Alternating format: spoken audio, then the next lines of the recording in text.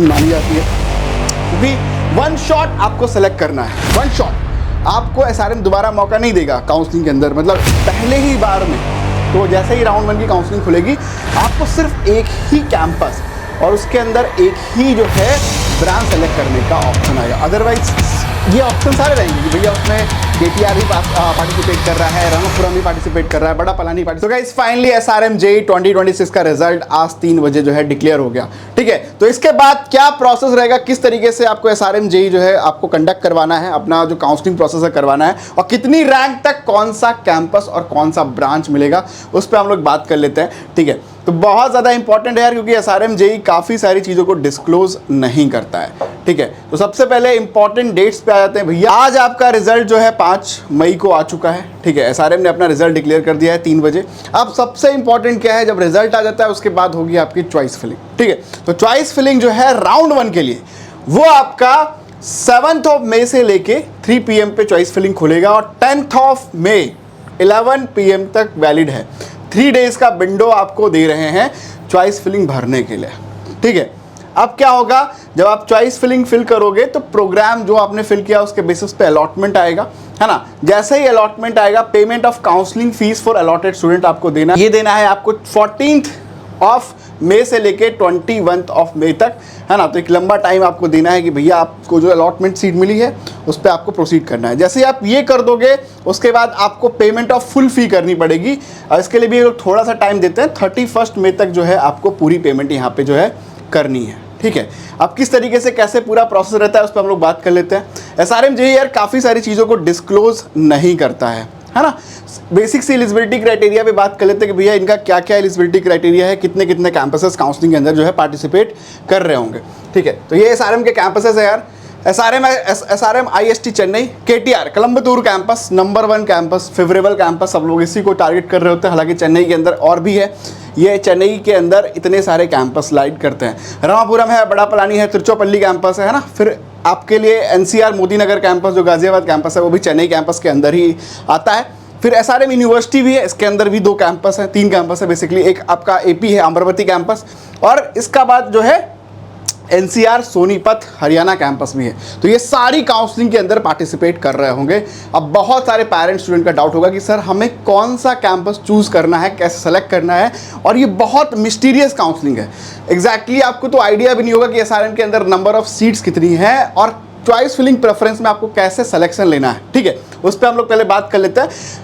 पहले बेसिक सा eligibility criteria जो है वो समझ लेते हैं कि एलिजिबिलिटी क्राइटेरिया क्या है एसआरएम काउंसलिंग के लिए, है ना। तो गाइस ये बेसिक सा एलिजिबिलिटी क्राइटेरिया है एसआरएम के लिए। अगर देखोगे मिनिमम 60% एग्रीगेट आपके होने चाहिए क्लास 12th के अंदर, जिसमें 3 सब्जेक्ट जो होने चाहिए वो फिजिक्स, है ना, मैथमेटिक्स एंड केमिस्ट्री होना चाहिए। ठीक है, केमिस्ट्री के अलावा अगर केमिस्ट्री नहीं है तो कंप्यूटर साइंस भी चलेगा। और एग्रीगेट मिनिमम 60% एग्रीगेट जो है 3 सब्जेक्ट के अंदर, physics, chemistry and computer science के अंदर कंपलसरी है। ये इसकी बेसिक क्राइटेरिया है।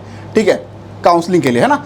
बाकी सारी चीज़ों पे हम लोग डिटेल में बात कर लेते हैं कि और क्या क्या चीज़ें इसके अंदर इंपॉर्टेंट रहती है। एसआरएम कई सारे फेजेस करवाता है, तो जिन बच्चों की रैंक काफ़ी लो आई है यार, आपको अदर फेजेस के अंदर भी अप्लाई करना चाहिए।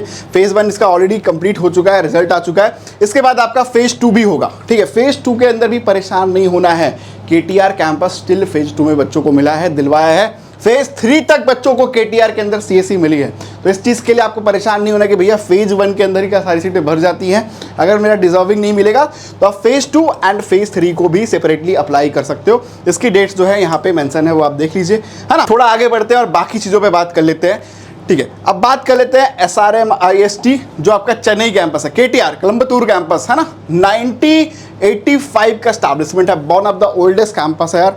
ठीक है, मोस्टली बच्चे इसको टारगेट करते हैं। अच्छा, कितनी सर सीटें हैं केटीआर के अंदर? सीटों से ही तो पता चलेगा कि एग्जैक्टली कट ऑफ क्या जाएगा, क्योंकि केटीआर आपको कट ऑफ डिस्क्लोज नहीं करता है। आप कहीं भी ढूंढोगे आपको एग्जैक्टली कट ऑफ नहीं मिलने वाला है। एक बार सीट मैट्रिक्स को देख लेते हैं। CSC computer science and business system के अंदर 60 सीट्स हैं। ठीक है, सीएससी कोर के अंदर 1140 सीट्स हैं। स्पेशलाइजेशन में 420 सीट्स हैं जो आपका एआईएमएल है। ठीक है, बिग डेटा एनालिटिक्स के अंदर जो भैया 180 सीट्स हैं।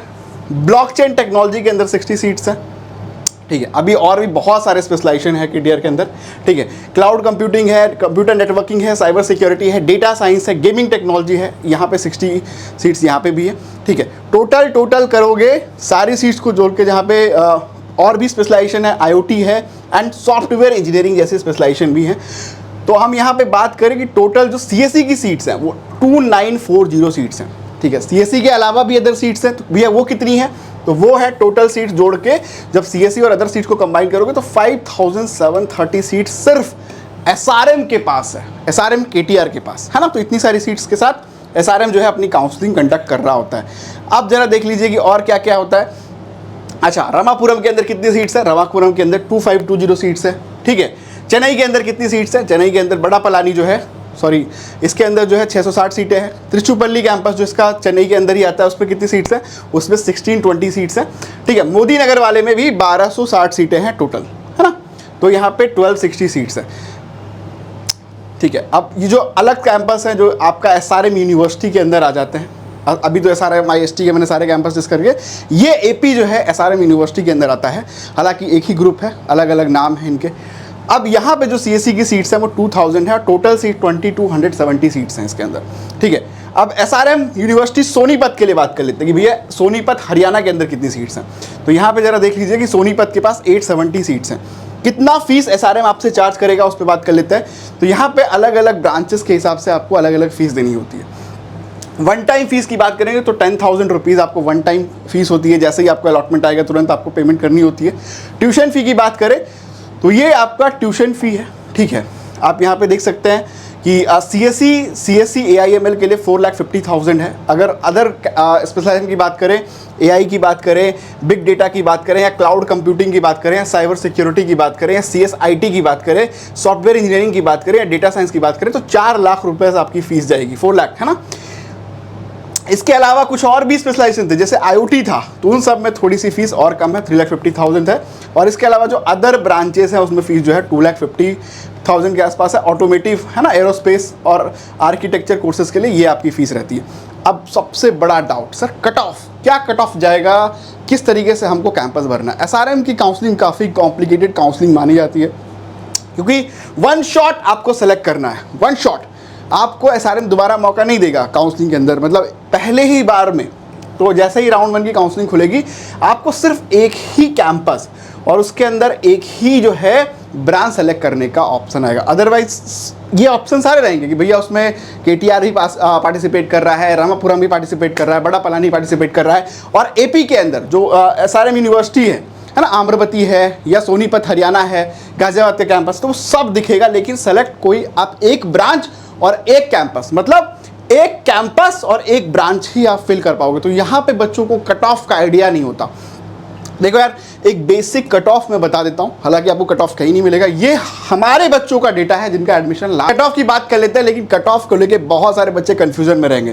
तो यार हमारा सर्विसेज प्लेटफॉर्म है करियर कनेक्ट सर्विसेज, देखो डिस्क्रिप्शन में मैं लिंक दे दूंगा, बहुत ही ज़्यादा इंपॉर्टेंट है। एक गलती करोगे, जो कैंपस तुम्हें मिल सकता था, जो ब्रांच तुम्हें मिल सकती थी, वो नहीं मिलेगा। मैं हर साल देखता हूँ यार, एक्सटेंडेड रैंक तक मैंने वो कैंपस, वो ब्रांच बच्चों को अलॉट करवाया है, बच्चों को मिला है, बट उनकी रैंक कम होती है और वो पर्टिकुलर ब्रांच और कैंपस नहीं ले पाते।